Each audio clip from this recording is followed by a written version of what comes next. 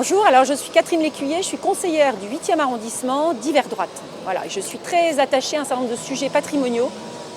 J'interviens souvent en conseil d'arrondissement sur le patrimoine, évidemment plus précisément du 8e arrondissement, mais j'ai été conseillère de Paris aussi pendant une mandature de 2014 à 2020. Et là aussi, un certain nombre de sujets qui touchaient au patrimoine parisien. Je pense en particulier aux fontaines Bouroulec qui sont un peu plus loin au rond-point des Champs-Élysées. Voilà, c'est des sujets sur lesquels je me suis particulièrement penchée. Voilà, donc cette place de la Concorde, elle est absolument magnifique. Voilà, elle a une histoire très forte et elle fait partie des 5 places royales parisiennes. C'est une place qui donne le sentiment, quand on en fait le tour, d'avoir été un peu laissée à l'abandon pendant des décennies. Elle est dans un état assez pitoyable, bien que depuis 2 ans, il y ait un renouveau. Et j'allais dire que je pense que ce renouveau est lié à une mobilisation d'habitants qui se sont vraiment bougés pour faire un peu bouger justement les lignes là-dessus et qui ont réussi à obtenir la restauration. Enfin, en tout cas, ils ont activé un peu le processus de restauration qui était de la compétence de la ville de Paris, puisque c'est la ville de Paris qui est chargée de l'entretien et de la restauration de cette place. Donc vous verrez, on a effectivement les fontaines qui ont été restaurées, qui sont magnifiques. On a 2 guérites. Voilà, il y a un certain nombre d'éléments patrimoniaux de cette place qui ont été restaurés. Mais il en reste beaucoup à faire. Il reste beaucoup à faire.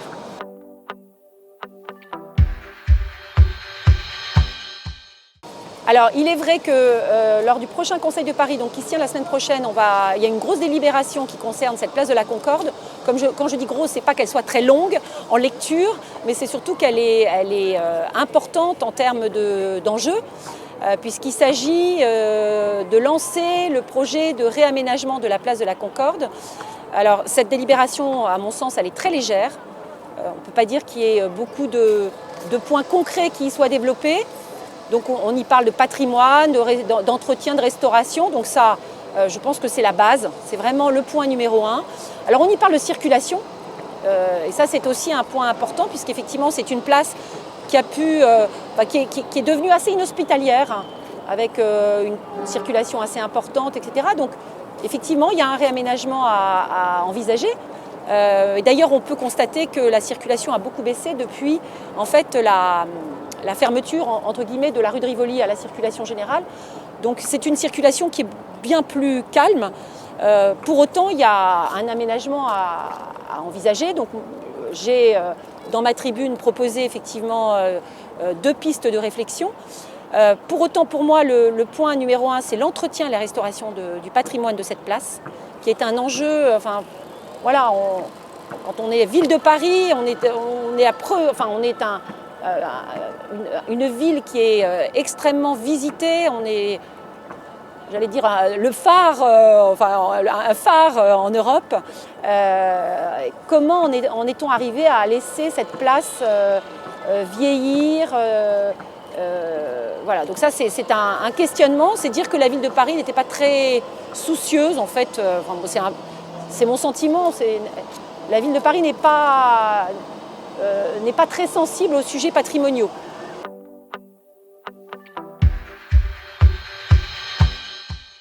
Alors justement, je suis extrêmement méfiante, puisqu'on parlait de la ville de Paris et du patrimoine parisien. Je suis très méfiante, donc oui à un réaménagement de cette place, avec vraiment un souci de sa restauration et de son entretien. Pour autant, je mets en place beaucoup de warnings, beaucoup de garde-fous sont à prévoir, parce qu'on a quand même un historique maintenant du réaménagement des places parisiennes. Je vous rappelle qu'il y a en particulier la place de la République, la place de la Bastille, on a à 2 pas d'ici la place de la Madeleine qui ont fait partie de ce projet réaménageons les places parisiennes. Et objectivement, aucune de ces places n'est véritablement une réussite. En tout cas, je considère qu'on a même, pour certaines places, on peut dire une espèce de fiasco, alors qu'on a dépensé énormément d'argent. Donc, méfiance. Moi, je n'ai absolument pas confiance en Hidalgo. Et donc, cette délibération, en l'état, je considère qu'on ne peut pas la voter.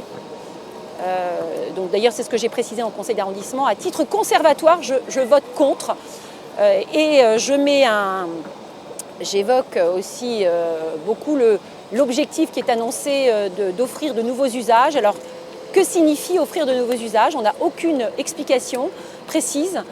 Si c'est pour que cette place de la Concorde qui a vécu, qui est vraiment importante dans l'histoire de France, je vous rappelle que Louis XVI y a été décapité, Malesherbes, Danton, enfin, c'est quand même une place qui a une histoire très forte.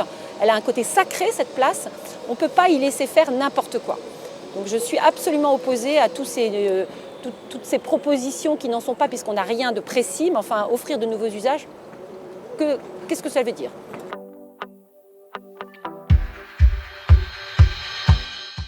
Donc on a effectivement un peu travaillé justement les nouvelles propositions en termes de circulation.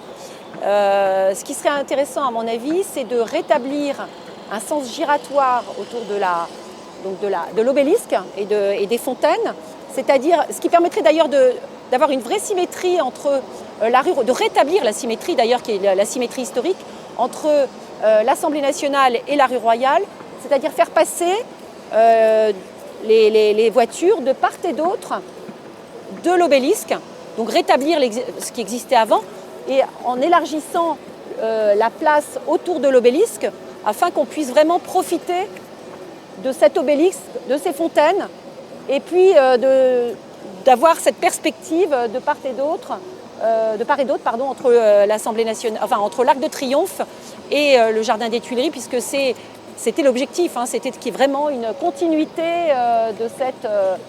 on voit, c'est magnifique, cette continuité entre cette belle perspective entre l'Arc de Triomphe et le Jardin des Tuileries.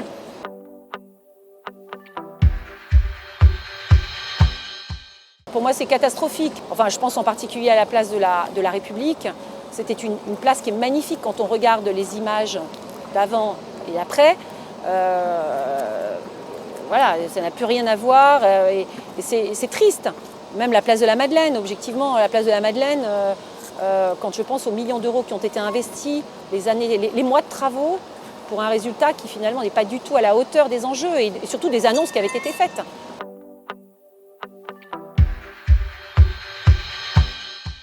Là, en l'occurrence, quand on prend cette délibération, on a l'impression qu'elle est, effectivement, elle s'inscrit dans la rénovation d'un certain nombre de lieux emblématiques parisiens. Mais là, pour le coup, cette délibération-là est extrêmement, ne fait pas mention particulièrement, enfin ne développe pas en tout cas le sujet du réaménagement des Champs-Élysées. Donc c'est vraiment une délibération indépendante, même si évidemment elle s'inscrit dans le réenchantement des Champs-Élysées, réenchantement entre guillemets. Il y a réenchanté, on est devenu je suis très méfiante sur cette expression, c'est un peu comme vous savez, les Photoshop qu'on a l'habitude maintenant de voir. On a des présentations absolument extraordinaires. Je pense à l'Arc de Triomphe qui nous avait été présenté dans un premier temps. C'était quasiment une île. C'était pas une île d'ailleurs, parce que c'était une patinoire. J'ai souvenir d'une patinoire au niveau de l'Arc de Triomphe.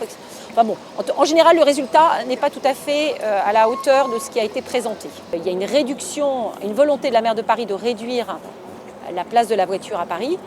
Donc clairement, elle prend des initiatives pour réduire la circulation. Je pense à l'Arc de Triomphe avec la réduction de 8 voies à 4 voies. Donc ça, c'est vraiment clairement avec un objectif qui est de réduire la place de la voiture à Paris. En ce qui concerne la place de la Concorde, la piétonisation, je ne sais pas exactement ce qu'elle envisage. Je crois que le projet est d'avoir la moitié de la place piétonisée. Mais en l'occurrence, c'est à peu près ce qu'on a là. Moi, je pense qu'il faut reconfigurer la place, enfin en tout cas proposer des voies de circulation, comme je vous l'ai expliqué. Donc ne pas avoir ce grand volume tel qu'on l'a aujourd'hui, mais vraiment avoir une réflexion avec la remise en valeur de l'obélisque, des deux fontaines, la perspective.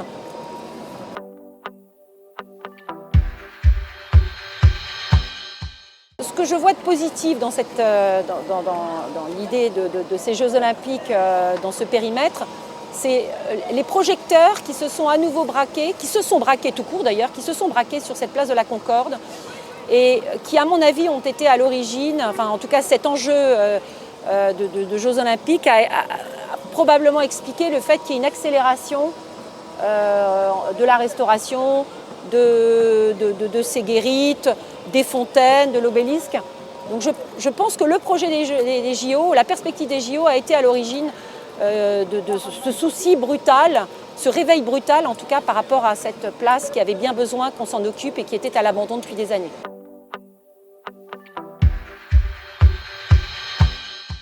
À voir comment tout cela est géré, il y a quand même une grande inquiétude sur différents points, mais qui ne relèvent pas moi de ma compétence, je pense au préfet de police. Et d'ailleurs, puisqu'on parlait du réaménagement de la place de la Concorde, il ne faut pas oublier qu'il y a quand même plusieurs paramètres qui vont rentrer en ligne de compte. Il y a évidemment un aspect, puisqu'on parlait de la circulation, il faut voir comment tout cela va s'inscrire avec la zone à trafic limité qui va être mise en place pour Paris-Centre. Il y a quand même le préfet de police aussi qui doit être concerté, qui doit donner son avis. Donc ce n'est pas un projet, là on a l'impression que Mme Hidalgo propose un projet et qu'à partir du moment où il est voté en Conseil de Paris, ça y est, c'est parti. Non, il y a quand même des garde-fous qui sont indispensables et qui doivent absolument, on doit en tenir compte de ces garde-fous. Parce qu'il y a de temps en temps, on a vu des projets pour lesquels il y avait un passage en force. Donc voilà, importance de ces garde-fous et je pense aussi sur le plan patrimonial, importance des garde-fous, à savoir Commission du Vieux-Paris qui doit aussi travailler sur le sujet, rendre un avis, les architectes des bâtiments de France, cette place qui est classée. Donc voilà, ce n'est pas un projet que Mme Hidalgo va pouvoir porter toute seule et heureusement, même si voilà, elle est maire de Paris, donc elle a des compétences en matière d'urbanisme.